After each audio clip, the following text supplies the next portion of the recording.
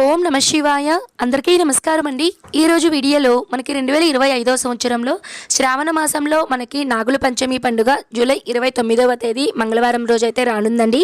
ఈ రోజున మీరు పుట్ట దగ్గరికి వెళ్ళి పూజ చేసుకునే వాళ్ళు కానివ్వండి, ఇంట్లో పూజ చేసుకునే వాళ్ళు కానివ్వండి, నేను చెప్పేటువంటి ఈ పూజా సామాగ్రిని కనుక మీరు సిద్ధం చేసుకున్నట్లయితే పూజ టైంలో మీరు పుట్ట దగ్గరికి వెళ్ళినప్పుడు కానివ్వండి పూజ ప్రశాంతంగా చేసుకుంటారండి.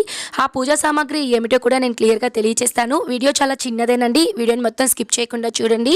ముందుగా అయితే ఎవరైతే నా వీడియో చూస్తున్నారో వాళ్ళు తప్పకుండా మనం నాగేంద్రునికి నైవేద్యంగా సద్దలను అయితే పెడతామండి. ఈ సద్దలను అయితే మీరు వెంటనే కొనుక్కొని ఈ సద్దలను మీరైతే ముందు రోజే నానపెట్టుకోవాలండి. ఒకవేళ ముందు రోజు ఉదయం కనుక ఈ వీడియోని చూస్తున్నట్లయితే మీరు వెంటనే నానపెట్టుకుంటే రాత్రి మీరు నానిన తర్వాత మినిమం ఒక 3-4 గంటల తర్వాత నానిన తర్వాత మీరు ఆ సద్దల్ని మీరు ఏదన్నా ఒక మూటలో కట్టేసి మీరు ఉదయం మొలకలు వచ్చేంత వరకు పెట్టేసి ఆ మొలకలు వచ్చినటువంటి సద్దలని మీరు నాగేంద్రునికి పుట్టు దగ్గరికి నైవేద్యం పెడితే చాలా మంచిదండి.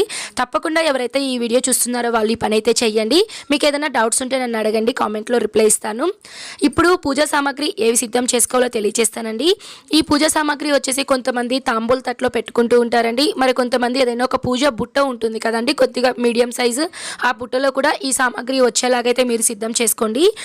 ముందుగా అయితే పసుపు కుంకుమ పెట్టుకోవాలండి. తర్వాత కొద్దిగా అక్షింతలు, గంధం, బియ్య పిండి అనేది తప్పకుండా పెట్టుకోండి. ఎందుకంటే బియ్యం అనేది మనం పుట్ట దగ్గరికి వెళ్ళినప్పుడు పుట్ట మీద మనం ముగ్గు వేసుకోవడానికి కానివ్వండి లేదా మనకి పనికొస్తుందండి ఈ బియ్య పిండి అనేది.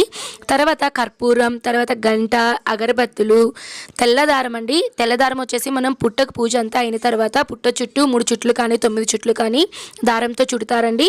మరి పూజ అంతా అయిన తర్వాత ఆ దారంని మీరు 3 పోగులుగా తెంపుకొని చేతికి కట్టుకుంటూ ఉంటారండి. అందుకని మనకి తెల్లదారం అయితే మనకు ఉపయోగపడుతుంది. తర్వాత పూలండి. పూలు మీకు అందుబాటులో ఏ ఉంటాయో తప్పకుండా మంచి సువాసన భరితమైనటువంటి పూలను మీరు పుట్ట దగ్గరికి వెళ్ళేటప్పుడు తీసుకెళ్ళండి. తర్వాత దూది వస్త్రం అండి. ఈ దూది వస్త్రం కూడా పుట్టకి మనము ఆభరణం లాగా అండి. మనం పూజ చేసేటప్పుడు ఆభరణం లాగా మనం పుట్ట దగ్గర పూజ చేసుకునేటప్పుడు ఈ దూది వస్త్రం అయితే వేస్తారండి. తర్వాత 2 ప్రమిదలండి. మట్టి ప్రమిదలు కానీ పిండి ప్రమిదలు కానీ 2 ప్రమిదలను అయితే తీసుకెళ్ళండి. ఒకవేళ మీరు ఒక్క ప్రమిదలో పెట్టాల్సి వస్తే 2 వత్తులతో అయితే మీరు దీపారాధన చేయండి.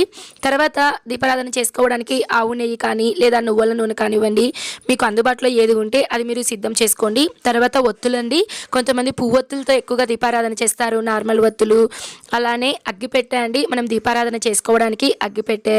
తర్వాత సద్దలండి. చెప్పాను కదా, సద్దలు ముందుగా మీరు చేసుకోవాలి. నైవేద్యం విషయానికి వస్తే మీరు ఏవైనా సిద్ధం చేసుకోవచ్చండి. ముఖ్యంగా నాగుల చవితి రోజున పెట్టవలసినటువంటి నైవేద్యాలు వచ్చేసి చలివిడి పిండి పెడతారండి. అలానే సద్దలను నానపెట్టి పెడతారు. మా సైడ్ అయితే ఎక్కువగా నువ్వుల తిమ్మిడి పెడతారండి.